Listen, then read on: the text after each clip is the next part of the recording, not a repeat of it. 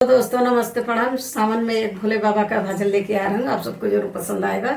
Like subscribe share comment जरूर करिए। मेरा गाना कैसा लगा। भोले बाबा पूछई चिड़ैया से कहाँ गई गौरा मड़ैया से। भोले बाबा पूछई चिड़ैया से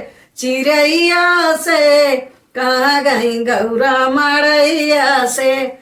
ब्रह्मा से पूछई विष्णु से पूछई ब्रह्मा से पूछई विष्णु से पूछ जा करे पूछे लक्ष्मी मैया से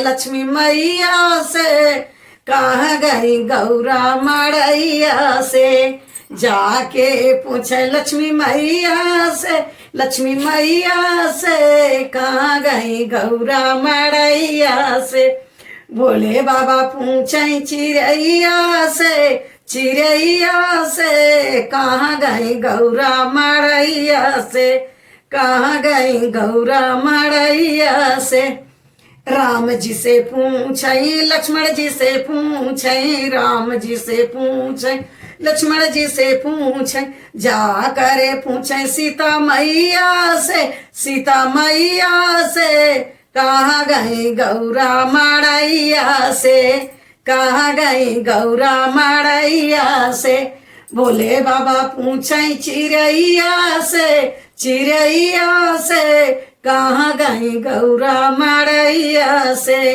कहाँ गई गौरा मड़ैया से।